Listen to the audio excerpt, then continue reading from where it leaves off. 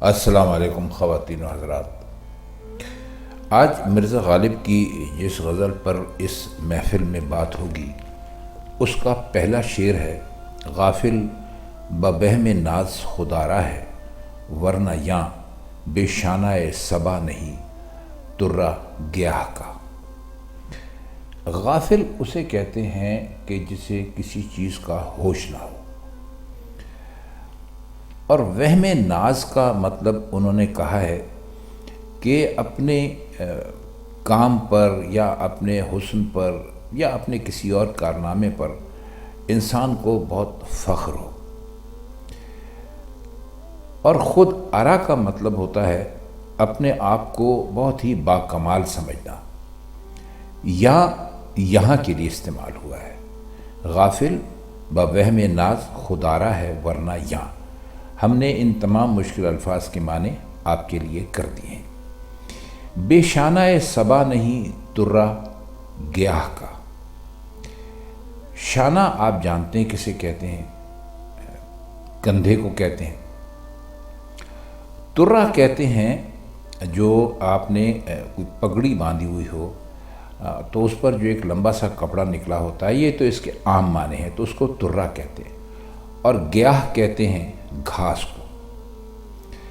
تو شعر کا مطلب کچھ ایسے ہوگا کہ غفلت کا مارا ہوا انسان جو بھی کام کرتا ہے تو اس میں وہ بڑے فخر اور ناز کے وہم میں مبتلا ہو گیا ہے، اور اس لیے اس نے جو خودآرائی کر رکھی ہے تو اپنے آپ کو بہت ہی باکمال سمجھتا ہے۔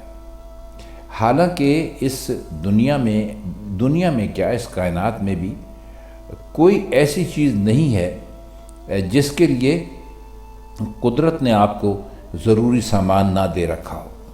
مثال کے طور پہ آپ جب پانی کو دیکھیے، دو چیزوں کو ملانے سے وہ بنتا ہے۔ اسی طرح آپ دریا کی روانی کو دیکھیے کہ اس میں طاقت ہوتی ہے، اور وہ طاقت آپ کے بجلی گھر چلا دیتی ہے۔ غرض یہ کہ آپ جو کام بھی کرتے ہیں اس میں کسی نہ کسی طرح قدرت کا ہاتھ ضرور ہوتا ہے۔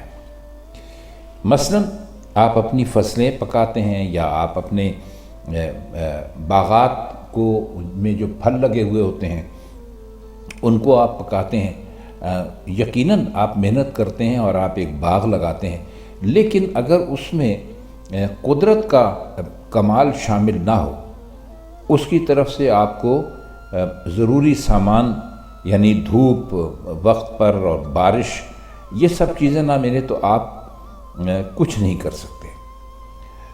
تو وہ یہ کہہ رہے ہیں کہ گھاس جیسی چیز کو دیکھیں، معمولی چیز ہے، اور اس کی زلفوں میں کنگھی کر کے اس کو ایک خوبصورت رنگ دینے کے لیے بہت ہی نرم چلنے والی ہوا ہے، جو ظاہر ہے کہ قدرت کی طرف سے ہے۔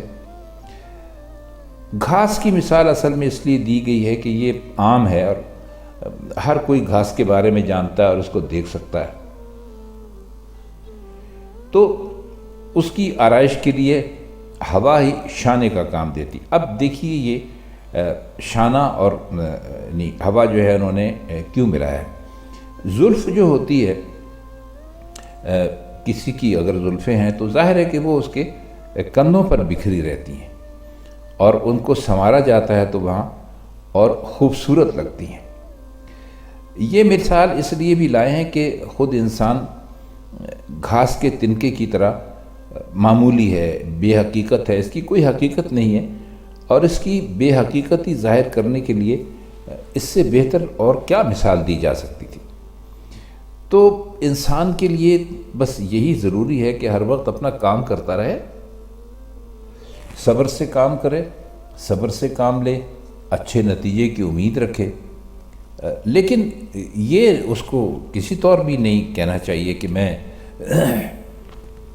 یہ سب کچھ میں نے اپنی قابلیت سے اور میں نے اپنی ہمت سے اور اپنے حوصلے سے حاصل کر لیا۔ اس کو ہمیشہ اس بات کو یہ ضرور یاد رکھنا چاہیے کہ وہ جتنے کام بھی کرتا ہے، جتنی کامیابیاں بھی اس کو نصیب ہوتی ہیں، اس میں اللہ میاں کا ہاتھ ہوتا ہے۔ تو اگر اللہ انسان کو یہ کام کرنے کے مواقع فراہم نہ کرے اور وہ تمام سہولیات نہ دے جن کا بھی ہم نے آپ سے ذکر کیا ہے، تو انسان کبھی بھی کوئی ایسا نتیجہ نہیں پا سکتا جس نتیجے کے لیے وہ ہمت کر رہا ہے یا محنت کر رہا ہے۔ تو بس یہ سمجھنا چاہیے کہ سب کے لیے کامیابی کا ذریعہ صرف اللہ کی ذات ہے۔ شعر ہے کہ بزم قدح سے عیش تمنا نہ رکھ کے رنگ، صید ز دام جستہ ہے اس دام گاہ کا۔ بزم قدح کا مطلب ہے وہ شراب نوشی کی محفل، جہاں لوگ مل کر بیٹھتے ہیں اور سب لوگ شراب پیتے ہیں۔ رنگ کو یہاں پر کلر کے معنوں میں نہیں استعمال کیا، بلکہ انہوں نے رنگ کو خوشی یا خوشحالی کے معنوں میں استعمال کیا ہے۔ اور صید ز دام جستہ کا مطلب ہے وہ شکار جو جال میں پھنس کر نکل گیا ہو، یعنی ایک کوئی شکار تھا، کوئی پرندہ تھا، اس کو پکڑنے کے لیے آپ نے ایک جال لگایا، وہ جال میں پھنس بھی گیا لیکن وہ پھنس کر اس سے نکل گیا۔ صید کہتے ہیں شکار کو، آپ جانتے ہیں۔ اور صید ز دام جستہ کا مطلب ہوتا ہے وہ شکار جو جال میں پھنس کر نکل گیا۔ اس میں ایک لفظ استعمال ہوا ہے دام گاہ۔ دام گاہ کہتے ہیں وہ جگہ جہاں شکار کے لیے جال بچھا ہوا ہو۔ اس سے آپ نے دیکھا ہوگا جیسے آرام گاہ کہتے ہیں، یعنی آرام گاہ وہ جگہ جہاں پر آرام کیا جائے، اسی طرح دام گاہ ہے وہ مقام جہاں شکار کے لیے جال بچھایا جاتا ہے، اس کو دام گاہ کہتے ہیں۔ تو وہ کہہ یہ رہے ہیں کہ شراب نوشی کی محفل، عام تو خیال یہی ہوتا ہے لوگوں کا کہ بھئی یہ عیش اور عشرت کی جگہ ہے، یہاں پر جا کے لوگ شراب پیتے ہیں، نشے میں ہوتے ہیں، ہنسی مذاق کرتے ہیں، مستی کرتے ہیں۔ یہ جو ہوتی ہے محفل، اس کو ایک بہت ہی بڑا خوشی کا اور مستی کا کی جگہ یا اس کا ذریعہ سمجھا جاتا ہے۔ لیکن غالب کہتے ہیں کہ اس محفل سے بھی عیش کی تمنا نہ رکھو، کیونکہ اس کی خوشی اور خوشحالی اور شادمانی کچھ بھی کہہ لیجئے، ایک ایسا شکار ہے جو شکارگاہ کے جال میں پھنس کر نکل چکا ہے۔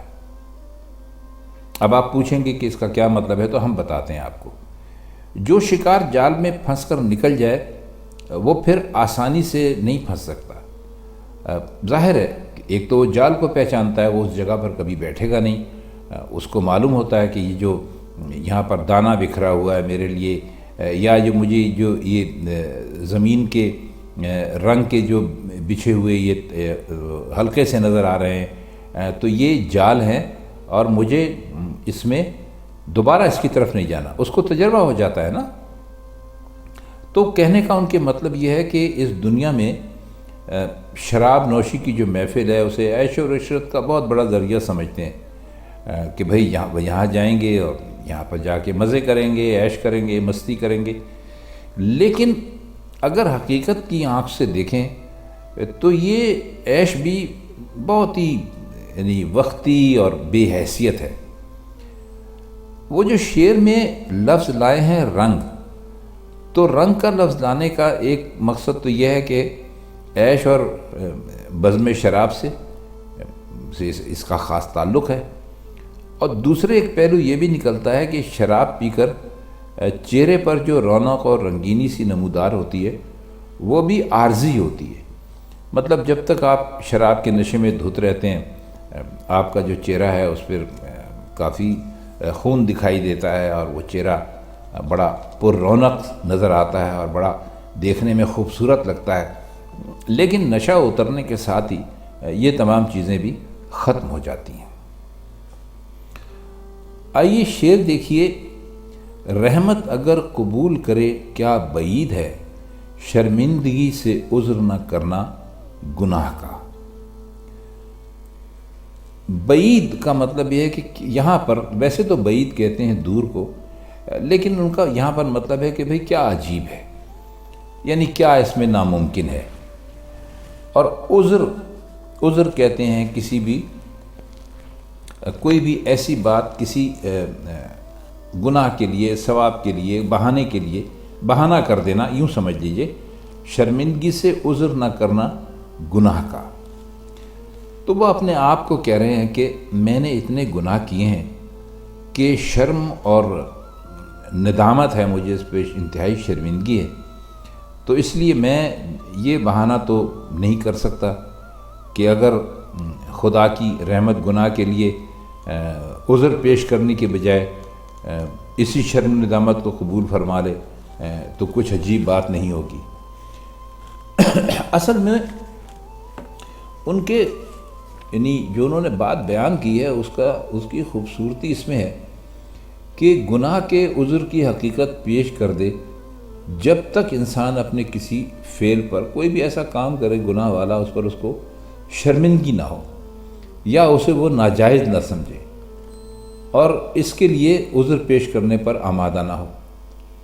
اب شرم و ندامت کی بجائے خود یہ ایک طرح سے عذر گناہ ہے، کیونکہ وہ اپنے جو بھی اس قسم کے کام کرتا ہے وہ اپنے لیے انتہائی ناپسندیدہ سمجھتا ہے۔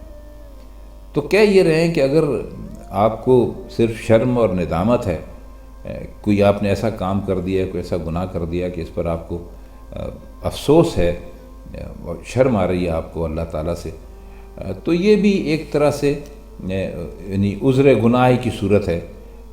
پھر کہتے ہیں کہ ہو سکتا ہے کہ کچھ کہنا نہ پڑے، اور جب آپ اتنے شرمندہ ہوں اپنے کسی گناہ کو کرنے پہ تو پھر خدا کی رحمت جو ہے اس سے کیا بعید ہے، کیا عجیب بات ہے کہ وہ اسے قبول کر لے، وہ اسے قبول بھی کر سکتی ہے۔ شعر دیکھیے کہ مقتل کو کس نشاط سے جاتا ہوں میں کہ ہے، پرگل خیال زخم سے دامن نگاہ کا۔ مقتل کہتے ہیں اس جگہ کو جہاں پر کسی کو قتل کیا جاتا ہے، شہادت گاہ بھی کہتے ہیں، آپ نے دیکھا ہوگا۔ اور نشاط کا مطلب ہوتا ہے خوشی، پرگل کا مطلب ہوتا ہے پھولوں سے بھری ہوئی، اور خیال زخم کا مطلب ہوتا ہے زخم کا خیال، اور دامن نگاہ کا یہاں پر جو ہے ابھی ہم جب اس کا معنی کریں گے تو آپ کو یہ آپ کی سمجھ میں آ جائے گا۔ تو کہہ یہ رہے ہیں کہ مجھے محبوب کے ہاتھوں قتل ہونے کی خوشخبری تو مل گئی ہے، یہ بشارت تو مجھے مل گئی ہے، اور دیکھیے میں کس خوشی سے اور شادمانی سے اپنے قتل ہونے کی جگہ کی طرف جا رہا ہوں، اور معلوم ہوتا ہے کہ زخموں کا خیال آتے ہی میری نگاہ کا دامن پھولوں سے بھر گیا ہے۔ اب یہ کسی بھی خوشی کی آخری حد ہوتی ہے، اس کے دو سبب ہو سکتے ہیں، اول یہ کہ محبوب کے ہاتھ سے قتل ہوگا، دوم یہ کہ عشق و محبت میں جن کبھی نہ ختم ہونے والی مصیبتوں سے واسطہ پڑتا رہا ہے وہ بھی ختم ہو جائیں گی، اور زخموں کو پھولوں سے رنگینی کی بنا پر تشبیہ دی گئی ہے۔ تو شعر کچھ اتنا مشکل نہیں ہے، لیکن اگر آپ اس پر غور کریں گے اور آپ اس کو کسی دوسرے معنوں میں لے کر جائیں گے تو آپ کو اس سے نئے نئے معنی نکالنے میں کوئی دقت نہیں ہوگی۔ آئیے اب اس کا مقطع دیکھتے ہیں، آخری شعر۔ جاں در ہوائے یک نگہ گرم ہے اسد، پروانہ ہے وکیل تیرے داد خواہ کا۔ ہوا سے یہاں پر مراد ہے ان کی شوق یا لگن، اور داد خواہ کہتے ہیں جو انصاف مانگ رہا ہو، اور اس میں کوئی مشکل لفظ نہیں ہے، جب ہم شعر کا مطلب کریں گے تو انشاءاللہ آپ وہ بھی سمجھ جائیں گے۔ تو کہہ وہ یہ رہے کہ اے محبوب، اسد کو یعنی غالب کو تیری ایک نگاہ گرم کی آرزو ہے۔ نگاہ گرم سے مراد یہ کہ محبت بھری نگاہ تو ہم پہ ڈال دے، اور اسی آرزو میں اس کی جان اٹکی ہوئی ہے، یعنی جان اس لیے نہیں نکل رہی ہے کہ وہ چاہتا یہ ہے، شاعر غالب یا اسد، انہوں نے اس میں اسد اپنا تخلص استعمال کیا ہے، کہ وہ ایک مرتبہ محبوب اس کی طرف محبت بھری نظر سے ڈال دے اس کو دیکھ لے تو پھر اس کی جان نکل جائے۔ اور وہ کہتے ہیں کہ جو تیری نگاہ گرم ہے وہ ڈالتے ہی وہ جل مرے گا۔ اور تیرے اس فریادی یعنی اسد نے پروانے کو اپنا وکیل بنایا ہے۔ اب یہ بھی دیکھیے بڑی دلچسپ بات ہے۔ آپ سب جانتے ہیں کہ اب تو خیر میرا خیال ہے بہت کم ہی ایسا ہوتا ہے، کیونکہ ظاہر ہے بجلی کے بلب وغیرہ جلتے ہیں، تو جس زمانے میں یہ شمع جلا کرتی تھی یا چراغ جلا کرتے تھے تو اس کے اوپر پروانے اکٹھے ہوتے تھے، اور ظاہر ہے کہ وہ ایک گرم چیز ہوتی تھی تو اس میں وہ اس کی گرمی کی وجہ سے جل جاتے تھے، جل کے مر جاتے تھے۔ تو وہ اسی کو بہت سارے شعراء نے شمع اور پروانہ جو ہے اس کو موضوع بنایا ہے، اور پروانے کے جل کر مر جانے پر بھی بے شمار لوگوں نے اشعار کہے ہیں جو اس وقت یہاں سنانے کا موقع نہیں ہے، ورنہ پھر وہ ہم اپنے موضوع سے بھٹک جائیں گے۔ تو وہی کہہ رہے ہیں کہ اس فریادی یعنی اسد نے پروانے کو اپنا وکیل بنایا ہے۔ وجہ یہ ہے کہ وہ بھی شمع کی لپیٹ میں ہے، جسے شمع کی نگاہ گرم کہنا چاہیے۔ کہہ یہ رہے ہیں کہ بھائی میرے محبوب تم جو ہو وہ ایک شمع کی طرح ہو، اور میں جو ہوں وہ ایک پروانے کی طرح۔ اب ظاہر ہے کہ محبوب میں تو آگ نہیں لگی ہوئی، تو وہ اگر ایک گرم نگاہ ڈال لے گا، مطلب یہ کہ ایک محبت بھری نظر سے دیکھ لے گا، تو اسے شمع کی نگاہ گرم سمجھیں گے اور ہم بھی اس میں جل کر مر جائیں گے۔ تو وہ کہہ یہ رہے ہیں کہ بھائی جو شخص بھی محبوب کی نگاہ گرم کا مشتاق ہو، شوقین ہو، چاہتا ہو، اس کے لیے پروانے سے بہتر وکیل نہیں مل سکتا۔ اب پروانے سے وکیل سے ان کی مراد جو ہے یہاں پر یہ ہے کہ پروانے سے زیادہ بہتر اس کی مثال کوئی اور پیش نہیں کر سکتا، کیونکہ وہ شمع پہ جل کے مر جاتا ہے۔ تو خواتین حضرات، یہ تھی مرزا غالب کی آج کی غزل۔ اس کے کچھ مشکل الفاظ کی معنی اور شعروں کا مطلب ہم نے کرنے کی کوشش کی۔ اگر آپ کو یہ پروگرام اچھے لگ رہے ہوں تو آپ ہمارے چینل کو سبسکرائب کر دیا کریں، لیکن اس کے ساتھ ہم آپ سے ایک درخواست یہ کریں گے کہ آپ کے لیے کچھ مشکل نہیں ہے، ایک کلک کرنا ہوتا ہے کہ آپ اس کو لائک بھی کر دیا کریں۔ تو بس آج کے لیے اتنا ہی۔ کل انشاءاللہ یا اس سے اگلے دن مرزا غالب کی کسی اور غزل کے ساتھ آپ کی خدمت میں پھر حاضر ہوں گے۔ تب تک کے لیے ہمیں دیجیے اجازت۔